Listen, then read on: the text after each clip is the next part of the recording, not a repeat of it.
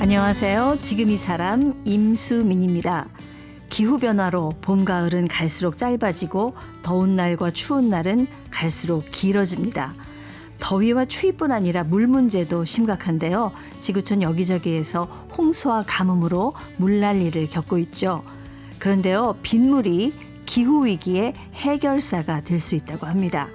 서울대 건설환경공학부 한무영 명예교수는 하늘에서 내리는 공짜 물, 빗물은 우리 미래를 위한 비상금이라며 평생 빗물의 가치를 알리기 위해서 힘써왔는데요. 빗물 박사 한무영 교수에게 빗물의 가치와 활용에 대한 얘기 들어봅니다.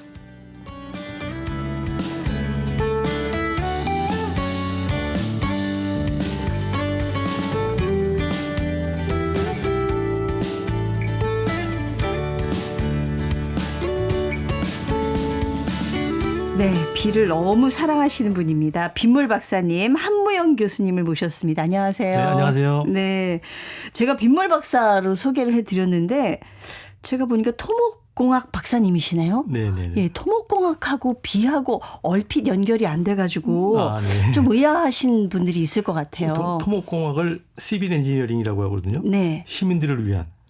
그래서 토목공학의 목표나 그 하는 일은 네. 시민들의 안전을 위해서 특히 상하수도라는 것은 도시에 있는 사람들 모두에게 안전한 물을 공급하고 그렇죠. 하수를 처리하는 그런 일들을 하는 게 토목공학이고요. 네. 저는 그 일을 하고 있다는 거에 굉장히 자랑스럽게 생각하고 있는데 문제는 최근에 기후위기라든지 아니면 그 집중형 시설에 문제점이 있어가지고 네. 그것을 보완하는 차원에서 빗물 관리가 도시민 전체를 안전하고 네. 깨끗한 환경에서 살게 하는 데는 마찬가지 역할을 하고 있습니다. 그렇군요. 그렇게 생각해 보니까 토목공학의 중요한 부분 중에 하나가 수로라든가 이런 상하수도죠. 것들, 네. 상하수도 이거 다 관계하는 거니까요.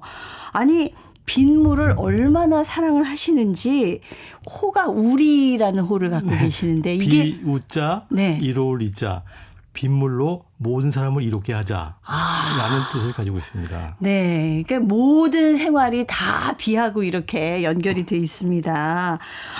아니 근데 토목공학 박사님께서 어떻게 이렇게 빗물 연구를 본격적으로 하게 되셨는지요? 한 2000년대 들어와서 그때도 봄에 또 심한 가뭄이 들더라고요. 그래서 물이 없어서 쩔쩔매고 있으면서 아주 더러운 물도 찾아서 처리하겠다고 얘기를 하고 바닷물도 처리하겠다고 얘기하는데 그런 와중에 가뭄 끝에 비가 오는 거예요. 네네. 비가 오는데 빗물을 다 버리는 거예요. 그냥 흘러가죠. 네. 그래서 저거 왜 안 모으냐. 더럽대요. 네. 그럼 나는 아무리 더러운 물도 처리해서 마실 수 있게 하는 사람이 그런 실력이 있는 사람이니까 뭐가 있는지 한번 갖고 와봅시다. 예. 그걸 제거만 하면 되는 거 아닙니까? 뭐 이러다 보니까는 제거할 게 별로 없는 거예요. 그래서 상수원으로 쓸 수 있고 또 네. 홍수가 난다고 그러는데 홍수가 왜 나느냐. 예를 들어서 강남역 침수 같은 거. 비가 한꺼번에 많이 내려가서 그러니 그럼 좀 덜어내면 되는 것이 아니냐. 네. 덜어내면 밑으로 내려가는 양이 적어서 홍수도 방지할 수 있는 것이 아니냐. 그래서 빗물을 새롭게 생각하다 보니까 수자원도 확보할 수 있고 홍수도 방지할 수 있고 이런 거를 알아가지고 계속 연구를 하고 있습니다. 그러니까 이게 비가 너무 많이 와도 문제고 비가 안 올 때는 진짜 물 한 방울이 아쉽고 그런 거잖아요. 맞습니다. 네. 근데 아까 비가 생각보다 처리할 게 없더라. 더러운 줄 알았더니 이 말씀을 하셔서 얼핏 생각할 때는 우리가 이제 환경 오염이 너무 심해져서 산성비라는 말이 나왔잖아요. 네네. 그래서 그냥 비 맞으면 머리 빠진다는 얘기도 나오고 이거 좀 빗물이라는 게 좀 오염돼 있는 거 아닌가요? 대한민국의 모든 사람들이 다 그렇게 알고 있어요. 왜냐하면 교과서에 그렇게 나왔기 때문에. 네. 근데 그 교과서가 잘못됐어요. 그 잘못된 것을 초등학생도 증명할 수 있어요. 우리는 우선 리트머스 시험지를 가지고 네. 비가 올 때 받아서 재면은 pH가 5.6 정도 되거든요. 네. 근데 그거는 콜라의 산성도보다 콜라가 1000배 더 센 거거든요. 그러니까 산성도로 얘기할 것 같으면 우리가 일상적으로 쓰는 주스나 콜라보다 훨씬 약한데 사람들이 그렇게 잘못 알고 있는 것은 아주 간단한 과학으로 누구나 증명할 수 있는 거에 우리가 좀 잘못 알고 있는 게 큰 문제입니다. 그럼 산성비라 그럼 pH도가 한 몇 정도 이상 돼야지? 우선 pH 7이 중성이고 네. 숫자가 낮아질수록 센 산성이 되는데. 그러네. pH 5.6이면은 이거는 산성비라고 할 수가 없는 거네요. 산성은 산성인데 그래요? 아주 약한 산성이죠. 네. 7보다 작으면 7보다 작으면 다 산성인데 네. 아주 센 염산 같은 산성도 있고 네. 아주 약한 산성이 있는데 이 산성비는 보통 아주 굉장히 약한 콜라보다도 약한 그런 산성이기 때문에 피부에 전혀 문제가 없습니다. 그래서 제가 시작할 때 산성비 때문에 대본이 된 분이 있으면 저한테 모시고 오십시오. 제가 심어드리겠습니다. 그렇게 25년 동안 얘기했는데 아무도 안 나타나시더라고요. 아, 그렇군요. 비 맞아서 머리 빠질 일은 없다. 전혀 그런 일이 없습니다. 교수님께서 얘기하셨어요. 네. 오, 그렇군요. 그렇다면 근데 그 산도는 안심해도 된다. 그러면은 이거 진짜 그냥 먹어도 될 만큼 안전한 걸까요? 네. 먹는 거는 안 되겠죠. 사람들이 이거는. 그렇게 물어보시더라고요. 그러면 제가 이제 질문에 대한 답을 하기 전에 반문을 하거든요. 그러면 강물을 마실 수 있어요? 강물을 그냥 못 먹죠. 저희가. 맞아요. 빗물도 그냥 못 먹죠. 처리해야죠. 네. 그래서 질문을 그렇게 하시는 게 아니라 강물과 빗물 중에 있는데 이걸 먹을 때까지 처리하는 데 드는 비용과 에너지 어느 게 더 싸게 먹힙니까? 그러면 빗물이죠. 아, 처리 비용이 빗물이 훨씬 적게 든다. 왜 그러냐면 제가 쉽게 아주 마일리지라는 개념을 썼거든요. 마일리지. 네. 비가 떨어져 가지고 땅에서 지나가면서 얼마나 길게 갔느냐. 네.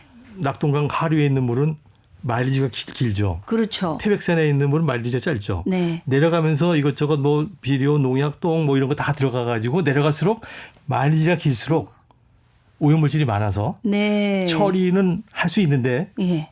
드는 비용이 많이 들어가는 거죠. 아. 근데 지붕에 떨어지는 빗물을 받아보면은 네. 뭐 기껏해야 대기오염 물질, 예. 새똥 정도 있을지 모르겠지만 네. 그 외 거는 없는 걸 개런티할 수 있잖아요. 네. 공장표에서 없었고 네. 사람 똥도 안 들어갔고 그런 걸 보면은 마일리지가 굉장히 짧기 때문에 아주 간단한 처리만 가지고도 최고의 품질의 음용수를 만들 수 있다라는 게 저의 과학적인 생각입니다. 그 비를 내리자마자 받아서 쓸 수 있다면은 진짜 처리 비용을 획기적으로 줄이고 우리가 깨끗한 물을 쓸 수 있는 거다. 네. 그래서 비유를 하자면 예. 뭐 우선 그 다들 원산지는 똑같은데 어떤 건 유통과정이 길고 네. 어떤 건 유통과정이 짧은데 유통과정이 짧을수록 다른 게 안 들어갔다는 걸 확실하게 알 수 있으니까 처리하기도 좋고 안심할 수 있는 거죠. 아, 이거 빗물이 깨끗하다는 걸 증명하시려고 꽃차도 만들고 맥주도 만들고 그러셨다고요? 네, 우선 예. 사람들의 생각이 빗물은 더러운 거라는 생각인데 생각을 바꾸기 위해서 맥주를 만들어봤어요. 만들었더니 굉장히 맛있고요. 특히 더 중요한 거는 그 마른 꽃잎을 갖다가 네. 여러 가지 물에다 담그는데 색깔이 우러나잖아요. 예. 지하수보다 또 다른 수돗물보다 빗물이 제일 예쁜 거예요. 그래서 꽃차 한 사람이 깜짝 놀란 거예요. 네. 이렇게 좋다니. 그러면서 꽃차 하신 분들이 빗물의 팬이 됐습니다. 아, 제가 지금 이제 한 반쯤 넘어온 것 같아요. 아, 그 맥주도 만드셨다는데 그 맥주는 어떻게 시판을 해 보셨어요? 시판은 안 하고 그냥 시험으로만. 네, 뭐 우리 뭐 집에서도 막걸리 담그는지 뭐 이런 네네. 식으로 하니까 호프하고 뭐 예. 그 방법 찾아가지고 하는데 그 들어가는 물이 빗물이다 이렇게 했으니까요. 그렇다면 말이죠. 우리나라뿐만 아니라 해외에서도 이 빗물을 활용해서 바로 사용하는 사례가 있을까요? 우선 호주에 보면은 클라우드 주스라고 하는 네. 그 물이 있는데 이름에서 보시다시피 클라우드 주스 빗물입니다. 빗물을 담아서 아주 멋있는 용기에 담아가지고 이걸 그 칵테일 바에서 파는데 제일 비싸게 팝니다. 왜냐하면 제일 맛있기 때문에. 아, 이게 생수처럼 파는 거예요? 네네. 그 빗물을? 네. 사실 생수하고 빗물이 있으면 생수는 사실 어디서 왔는지 모르잖아요. 네. 그 사이의 기원이라든지 유통과정을 모르는데 빗물은 유통과정을 확실하게 알기 때문에 깨끗하다, 맛있다. 처리를 좀 하긴 했겠죠? 당연하죠. 약간의 그 입자성 물질이라든지 네네네. 미생물은 처리를 하지만 다른 게 없기 때문에 없는 게 증명이 되기 때문에 다른 이상한 물질들 처리해서 뭐 케미칼 넣고 뭐 이런 것들은 없죠. 아, 그렇군요. 빗물을 또 비싸게 판다니까 갑자기 이제 빗물을 모아야겠다 이런 생각 드는데 실제로 우리 교수님 댁에서 혹시 비 많이 올 때 빗물 받아서 사용하시는지? 우선 아파트 같은 경우에는 뭐 아파트 20층이면 뭐 한 40집이 있는데 네. 그 지붕 면적은 일정하잖아요. 그걸 그렇죠. 40집에서 나눠 쓰게 되면은 얼마 쓸 양이 적기 때문에 아파트 같은 경우에는 집집마다 쓰기는 어렵습니다. 네. 근데 층수가 낮은 뭐 1층이나 2층 정도 되는 거는 지붕에 떨어지는 빗물을 자기가 다 쓸 수 있기 때문에 얼마든지 쓸 수 있는데 그래도 저는 빗물 박사니까 네. 아파트에 살지만 제가 1층에 삽니다. 네. 지붕에 떨어지는 빗물이 홈통을 통해서 하수로 가거든요. 네. 가기 직전에 제가 카트를 해가지고 예. 빗물 저금통을 만들었어요. 한 300리터짜리 아주 예쁜 빗물 저금통을 만들어가지고 네. 비가 오면 글로 다 들어가는 거예요. 그럼 그 물 가지고 제가 정원에 물을 주거든요. 더울 때 물도 뿌려주고 네네. 그리고 새나 뭐 짐승들한테도 먹으라고 주기도 하고 뭐 이걸 하고 있어서 굉장히 기쁘게 살고 있습니다. 300리터면 꽤 되는데요. 뭐 예. 냉장고보다 좀 작은 거죠. 아, 실제로 이렇게 활용을 하고 계시는군요. 그렇다면 말이죠. 아까 뭐 강물하고 빗물하고 비교해서 마일리지가 빗물이 더 적으니까 좋다라고 얘기하셨는데 실제로 뭐 지하수, 강물, 시중에 파는 생수, 빗물 비교를 한번 해보셨어요? 아까 어떤 물이든지 다 음용수 수질 기준에 맞는 물을 만들 수는 있습니다. 네. 단 비용이 다르죠. 네. 마일리지가 길어서 이것저것 많이 들어간 물은 비용이나 에너지가 많이 드는데 그래서 이제 빗물이 거기서 그 시합에서 빗물이 이겼고요. 예. 두 번째 시합 빗물이 맛있습니까 이거예요. 네. 그래서 지금 블라인드 테스트를 해봤어요. 빗물, 생수, 수돗물을 갖다 놓고 뭐가 뭔지 모르는 상태에서 마셔보고 제일 맛있다고 생각하는 거 투표를 했는데 예. 할 때마다 빗물이 제일 맛있는 걸로 돼 있습니다. 빗물이 한 50%, 생수 20-30%, 수돗물이 30% 이렇게 돼가지고 맛에서도 빗물이 제일 맛있다고 예. 투표를 된 거거든요. 맛을 보셨을 거예요. 실제로 빗물 맛이 좀 어떤가요? 베트남 가서 학생들한테 먹었더니 빗물이 달아요 그래요. 빗물이 달다는 얘기예요. 우리도 단물, 샘물 이런 얘기 있었잖아요. 네. 그 단물이 달다는 스위트라는 단자에서 나온 거거든요. 네. 다른 것들이 없기 때문에 그것이 우리 입에 혀에 들어가 가지고 단맛을 자극하는 것 같아요. 아, 예, 저 비 오면 한번 맛을 봐야 되겠다. 처리한 데 맛있죠. 예, 처리를 한 다음에 아주 간단한 처리면 됩니다. 어떻게 처리할 수 있어요? 우선 제거 대상 물질이 입자성 물질이니까 가만히 내버려 두면 하루 이틀 일단 정도 침전되길 기다렸다가 그리고 새똥 같은 게 있고 뭐 약간 유기물이 있으니까 그것은 자연적으로 미생물 막이 저절로 자랍니다. 네. 우리 하천가에 보면 돌멩이가 미끌미끌하잖아요. 예. 그 미끌미끌한 것들이 미생물 막이거든요. 아. 걔네들이 자정작용을 하는 애들이니까 네. 빗물 탱크 안에도 그런 애들이 자라가지고 그런 미생물들이 자라가지고 유기물이 들어오고 새똥 같은 것 들어온 걸 얘네들이 처리를 합니다. 네. 아니 빗물로 기후 위기를 해결할 수 있다라고 교수님께서 얘기를 하시는데 어떻게 이 기후 위기를 해결할 수 있는지 실질적으로 빗물이 탄소 배출이라든가 이런 거를 줄여줄 수가 있을까요? 올 봄에 산불이 엄청나게 났을 때 헬기가 부족해서 불이 막 번질 때 네. 모든 사람들이 기다리는 게 뭡니까? 비를 기다렸죠. 비가 왔으면 좋겠다. 예, 정말 기우제라도 지내고 싶었어요. 예. 그리고 막 더울 때 소나기라도 한바탕 내렸으면 좋겠다. 그럼 시원해지잖아요. 네. 그러니까 폭염과 산불을 비가 해결해 줄 수 있는 것이고 또 홍수 날 때 한꺼번에 막 내려가는데 이걸 좀 모아서 좀 천천히 내려가게 하게 되면은 홍수도 방지하고 네. 또 모아둔 물도 쓰게 되면은 물절약도 할 수 있다. 가뭄도 해결할 수 있다. 이렇게 보니까 기후 위기로 나타나는 물 문제와 불 문제, 물 문제는 홍수 가뭄, 불 문제는 폭염 산불인데 다 빗물이 해결책이라는 걸 상식적으로 다 알고 있잖아요. 그렇네요. 예. 이 물절약이 요즘 뭐 물 부족 얘기 많이 나오는데 물절약도 당연히 가능하겠고 지금 우리 교수님께서는 서울대 빗물연구센터장을 지내셨습니다. 서울대에서는 빗물 활용을 어떻게 하고 있는 건가요? 우선 기숙사 신축할 때 빗물 시설을 만들었어요. 네. 비가 오게 되면 그 빗물이 하수로로 갈 것이 빗물 탱크에 들어오기 때문에 그만큼 수돗물 값을 절약할 수가 있고 홍수도 방지할 수 있고 그리고 기숙사에 만들어놨고 또 이제 공대 건물에도 만들어놨고 좀 잘 쓰고 있는데 문제는 그 이후에 잘 안 쓰고 있는 거예요. 안 만들고 예. 생각이 좀 귀찮다, 힘들다 뭐 이런 생각을 하는데 그래서 그걸 방지하기 위해서 아주 좋은 모델을 만들었지만 네. 그게 안 되는 이유는 빗물에 대한 그 잘못된 인식, 빗물은 나쁘고 더럽다. 이걸 처리하려면 돈이 굉장히 든다. 이런 생각을 하고 있는 그런 마인드 때문에 그런 거니 생각만 바꾸면 네. 모든 사람이 자발적으로 할 수 있을 것 같습니다. 그러니까 기숙사에 설치를 했는데 그 뒤에 지어지는 건물들에는 유시설이 안 들어왔나 봐요. 네, 그렇습니다. 되게 안타까워하시는데 우리 한명훈 교수님이요. 이 빗물 관리 방안을 적용한 그 건물이 있다고 해요. 자양동에 빗물 관리 장치를 설치를 했다고 하는데 네. 이건 어떤 시스템인가요? 2003년에 네. 광진구에서 건국대 야구장 부지를 개발해서 그 고층 아파트를 만든다고 할 때 네. 저한테 설계를 해달라고. 그래서 바닥 면적이 1,500제곱미터, 네. 높이 2m니까 3,000톤짜리 빗물 탱크가 만들어졌어요. 그러니까 한 층 전체가 지하 4층 전체를 빗물 탱크로. 빗물 탱크가 된 네. 거네요. 예. 그걸 칸막이를 놓아가지고 1,000톤으로 나눠가지고 미션을 줬습니다. 첫 번째 거는 홍수 방지용. 네. 여기 떨어지는 빗물 100mm까지는 한 방울도 안 나간다.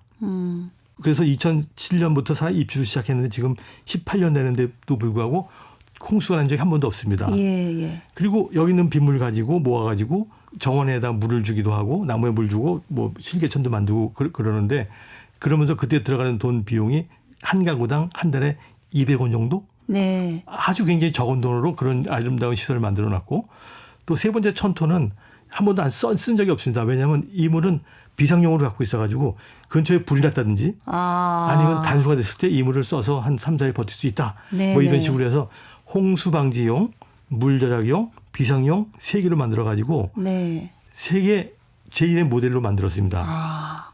빗물 저금통이라는 걸 만들었다고 하시던데 이건 뭔가요? 저는 하늘에 떨어지는 빗물이 돈이라고 생각합니다. 예. 누가 동전 한두 개 생기면은 돼지 저금통에 넣잖아요. 네. 그것처럼 빗물도 돈이니까 그걸 돈처럼 받아 쓰자, 받자. 빗물 저금통은 예를 들어서 이제 건물마다 홈통이 있잖아요. 예. 홈통이 지금 하수도로 가는데 그 위에다가 하수도로 가기 전에 저금통을 만들어서 이렇게 모으는 게 바로 빗물 저금통이라서 비가 오면은 물이 거기 들어갑니다. 그 물 가지고 쓰는데 저는 제일 좋은 게 우리 학교. 제가 제 손녀딸이 초등학교에 다니는데 네. 홈통이 있어요. 제가 네. 만들어줬어요. 아. 그랬더니 비가 오게 되면 거기에 모이는 거예요. 네. 그 물 가지고 야채에 물을 주기도 하고. 텃밭에 쓰고. 네, 텃밭에 쓰고. 네. 이러다 보니까 굉장히 애들이 좋아하고 그러는데 저는 수돗물값 하면은 얼마 안 된다. 1년에 뭐 수돗물값이 싸기 때문에 1년에 뭐 한 20톤 정도 세이브 되더라도 얼마 안 된다고 하지만 더 중요한 것은 학생들이 기후위기에 대한 대응책을 스스로 알 수 있다. 네. 빗물을 모아서 더울 때도 물을 뿌려주기도 하고 홍수 방지할 수 있고 수돗물 대용으로 쓴다든지 이런 것을 배우는 것은 수돗물 가치의 1000배, 10,000배 이상이 될 거라고 생각이 됩니다. 네, 그렇습니다.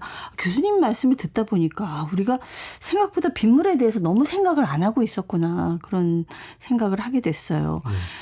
교수님께서 2002년에는 사단법인 빗물 모아 지구 사랑을 창립해서 많은 분들이 좀 빗물에 대한 인식을 새롭게 하자 이런 활동을 하셨고 최근에는 이 Rain for All로 이름을 모두를 위한 빗물. 네, 바꾸셔가지고 이게 지금 UN 경제사회 이사회에서 NGO로 인증을 정식으로 받으셨다고요. 네, 받아서 네. 이제 전 세계적으로 활동을 해라. 네. 이렇게 그런 지위를 찾았습니다. 어떤 활동을 지금 여기서 하고 있나요? 지금 인터뷰에 한 것처럼 네. 빗물의 중요성을 사람들한테 알려주자. 빗물이 그렇게 나쁜 게 아니고 쓰자. 받아서 쓰면 됩니다. 여러분 좋습니다라는 거 하고 그럼 구체적으로 어떤 좋은 사례가 있느냐. 빗물을 모으게 되면 홍수 방지, 물절약, 비상용수로 활성화할 수 있습니다. 조례를 만듭시다. 뭐 이런 얘기들을 많이 하고 있는데 특히 요새는 이제 남태평양의 그 섬지방에서는 물이 없어서 쩔쩔맵니다. 그래서 항상 짬을 먹어가지고 몸이 건강이 나빠지는데 비는 많이 오는데 왜 그걸 받아 쓰지 못하느냐. 빗물을 받아 쓰는 방법을 알려주면은 섬 사람들이 굉장히 좋아할 거다라는 생각을 이제 알고 있습니다. 네. 그 물이 부족한 나라에 빗물 식수화 기술도 알려주셨다고 네네. 하는데 그 모으는 기술이 좀 따로 있나요? 빗물을 모으는 기술이? 우선 지금 호주라든지 뉴질랜드에서 빗물을 받아 쓰는데 그걸 남태평양에 갖다 줬는데 보니까 통을 하나를 갖다 준 거예요. 예. 하나를 갖다 주니까 물이 깨끗한 물이 들어오다가 지저분한 게 들어가면 밑에 항상 뭐가 지저분한 게 고여 있거든요. 물을 열어보면 뭐 지저분해. 네. 이걸 어떻게 먹냐. 이렇게 할 정도가 됐는데 저 생각에 탱크를 2대를 두자. 처음에 가라앉고 그 넘치는 물이 넘어가면 두 번째 탱크는 좀 깨끗하지 않겠는가. 예. 탱크를 한 개 더 두자. 그래서 4개 정도 뒀더니 침전만 시키고도 음용수수 기준에 맞는 물을 만들 수 있는 거예요. 아, 그렇네. 따로 화학적, 물리적인 어떤 조치를 취하지 않아도 자연스럽게. 네. 그래서 요새 얘기한 네네. 자연 기반 해법이라고 네. 많이 쓰고 있는데 그 자연 기반 해법으로 해서 유지관리비가 전혀 들지 않고 그리고 뭐 간단하게 누구든지 할 수 있고 그러니까 쉬우니까 또 고치기도 쉬운 거예요. 사람들이 스스로 만들 수 있고 이런 걸 가르쳐주자. 네. 가르쳐주면 그 사람들이 대한민국을 굉장히 좋아하지 않을까 이렇게 생각을 하고 있습니다. 네. 산불 때문에 진짜 저희가 큰 재난이었는데 말이죠. 이 초대형 산불, 기후변화로 앞으로 이런 산불들이 많이 발생할 것이다라고 하는데 교수님께서 이 산촉촉 캠페인이라는 걸 네네. 진행을 하시더라고요. 봄마다 산불이 나는데 그 원인을 얘기하면 산이 건조해서 그렇답니다. 네. 그럼 건조하지 않게 해주면 되는 것이 아니냐. 물로 촉촉하게 만들면 되는 것이 아니냐. 무슨 물로? 빗물. 1년에 강수량이 1,300mm라면은 1.3m거든요. 네. 1년에 떨어진 빗물을 다 모으면 전 산을 1.3m의 수영장으로 만들 수 있는 그런 양의 물인데 다 버려놓고 물이 예. 없다고 그러니 그것도 틀렸다.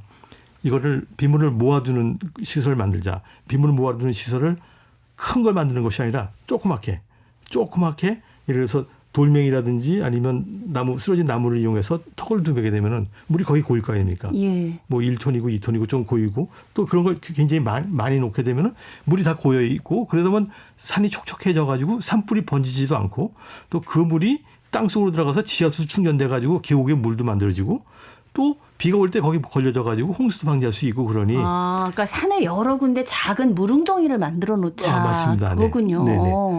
예. 위험하지 않게 사람들은 이거 물이 있으면 위험하다고 하지만 쉽게 얘기하면 조그만 웅덩이를 갖다가 혹시 엠보싱이라고 아세요? 엠보싱? 네, 휴지 그렇게 올록볼록 튀어나온 거예요. 산 표면을 그렇게 작은 올록볼록하게 그런 걸 만들게 되면은 물이 거의 모일 것이다. 네. 근데 그거는 뭐 큰 장비가 필요 없고 사람도 필요 없고 그냥 어린애들도 만들 수 있을 정도의 그런 것들을 많이만 만들게 되면은 물이 천천히 내려오지 않겠는가. 그럼 네. 그것이 바로 산불 방지의 가장 중요한 방법이 되지 않겠는가 생각합니다. 교수님께서 그런 그 산의 그 작은 웅덩이 같은 거를 물모이라고 네, 이렇게 물모이 하시더라고요. 만드셨어요. 물모이. 네. 올해 강릉에 가뭄이 엄청나게 심각했었잖아요. 네네. 근데 강릉에도 비가 오는데 그 빗물이 사실은 대부분 바다로 흘러가죠. 맞습니다. 네. 거기도 좀 그런 물모이가 있으면 좋겠다 그런 생각이 드네요. 지금 요새 또 갑자기 비가 왔잖아요. 네, 비가 왔더니 넘쳐가지고 다 버리는 거예요. 맞아요. 그래서 하늘이 제발 비 좀 달라고 해서 줬더니 다 흘려버리고 있으니 하늘이 좀 괘씸하다고 생각하지 않겠습니까? 그래서 그 이유는 작은 물그릇을 만들었는데 작은 물그릇을 만들었다. 작은 물그릇을 만들었는데 그리고 또 그런 물그릇을 만들려면 뭐 장소가 없다고 하지만 아주 작은 물그릇을 만들 수 있거든요. 각 떨어진 지역마다 산이면 산, 논이면 논, 밭이면 밭, 건물이면 건물에 떨어지는 빗물을 받는 그런 물모이실을 만들게 되면은 네. 지금처럼 한 군데 오봉저수시 한 군데에서만 모아가지고 저 구석에 있는 걸 모아가지고 받아서 전 도시에 공급하기보다는 조그만 걸 여러 개를 만들어 놓게 되면은 그런 그 빗물을 받을 수 있다. 네. 물그릇을 조그만 물그릇을 여러 개 전역에 걸쳐서 만들어 놓자 하는 게 제 아이디어입니다. 그렇군요. 우리나라도 물 부족 국가라고 하는데 사실 많은 분들이 실감은 못해요. 우리가 그냥 물을 너무 펑펑 쉽게 쓰는 것 같고 그런데 실제로 우리나라 물 사용량이 어떤 편인가요? 우선 숫자로 얘기하면은 네. 대한민국 전 국민이 쓰는 물의 양을 365일로 나누고 예. 나누게 되면은 1인당 물 사용량이 나옵니다. 300리터인데 네. 1인당 300리터입니다. 근데 싱가포르, 독일, 호주 같은 데는 150리터 절반 가지고도 쓸 수 있거든요. 우리가 2배를 쓴다고요? 네. 그 사람들 전혀 불편함을 느끼지 않고도 똑같이 쓰고 있으니 물을 적게 쓰는 방법을 찾아내는 게 그것이 기술이고 그런데 좋은 점은 거기서 이미 다 하고 있으니 사례가 있으니 가서 보십시오. 배워봅시다. 뭐 이렇게 얘기를 할 수가 있는 거죠. 네, 네. 그렇습니다. 이 빗물 관리를 잘 해야 우리가 물 부족에서 어떻게 벗어날 수 있는 해법이 있지 않을까. 네, 맞습니다. 네, 그런 생각이 듭니다. 전국적으로 좀 이 빗물 관리 시스템을 설치하면 좋을 것 같은데 지금 혹시 당장 설치했으면 하는 그런 장치가 있으신지요? 빗물은 우리나라 전체 면적에 떨어지거든요. 네. 산에도 떨어지고 도시에도 떨어지고 논에도 떨어지고 밭에도 떨어지는데 다 똑같은 수자원입니다. 그걸 받는 순서를 따지게 되면은 우선 제일 쉬운 데부터 잡자. 쉬운 데부터 네. 싸게 받을 때부터 잡자. 네. 넓은 데부터 잡자. 그리고 높은 데서부터 잡자.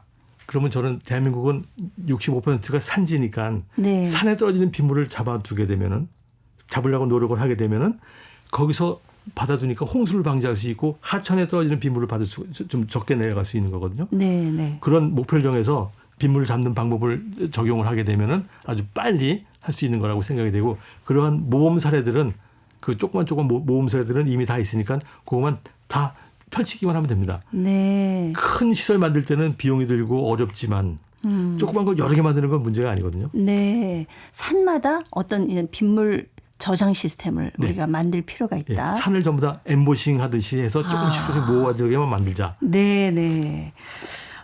이 기후변화로 사실 한반도에도 어떤 강수량이라든가 이런 것들이 변화가 생긴 것 같아요.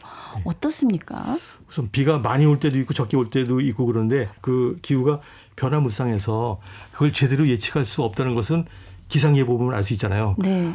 그러니까 이건 굉장히 예측하기가 어려운데 하늘만 탓할 것이 아니라 우리가 땅에서 뭘 하자.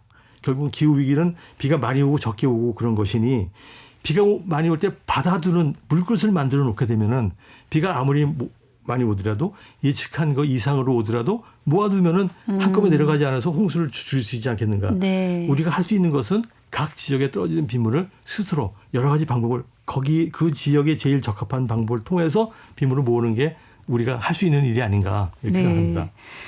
이런 교수님의 물 관리 철학 내년에 유엔에서 열리는 워터 컨퍼런스에서 알릴 계획이라고 하시는데요. 예. 제가 어떤 내용인가요? 네. 물에 대해서는 50년 연구했거든요. 네.